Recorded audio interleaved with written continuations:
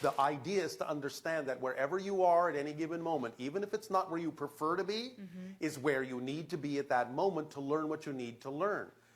Even if it's only to learn that you don't prefer that moment. But you have to understand there's a big, big, big, big difference between neutrally recognizing that you don't prefer something and invalidating that thing with a negative definition.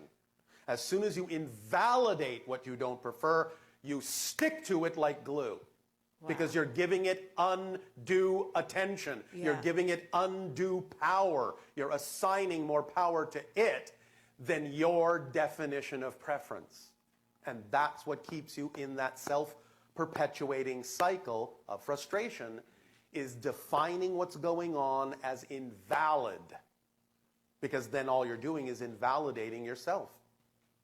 Because you create and attract every experience for some reason, and if you invalidate the reason that you attracted the experience to yourself, you can't get out of that experience what it is you could be getting out of that experience in a positive way, because all you're doing is assigning it, filling it with negative vibrations. Therefore, its only possible opportunity is to provide you with more and more amplified negative experiences, because that's what you're funneling into it, is invalidation. So it will reflect invalidation back to you, and you will feel invalidated, and you will feel upset, and you will feel constricted, and you will feel frustrated, because you're invalidating yourself. Remember, physical reality is just a mirror.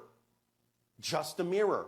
And if you're seeing a frown in the reflection, you can't invalidate it, because you know the frown is coming from your own face. So you're invalidating your own state of being. Again, you can recognize, oh, well, I don't prefer that state, but I'm not going to invalidate it, because by seeing the frown in the mirror, I see that I'm not in the state I prefer to be in. So thank you, frown. I will now turn you upside down. And I will smile because that's what I prefer. And I don't care if you smile back, but you have shown me that smiling is what I prefer. So I will smile, and oh look, what a shock. The reflection is smiling back. Because it has no choice when you actually finally decide to smile at everything that happens, because you know it's going to serve you in a positive way, because you say so.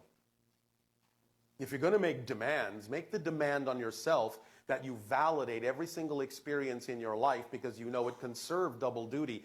And would you prefer it to serve you negatively, or would you prefer to serve you positively? Positively. Then demand of yourself that you always treat every situation in a positive way, and you will always get the positive experience without invalidating the one you don't prefer.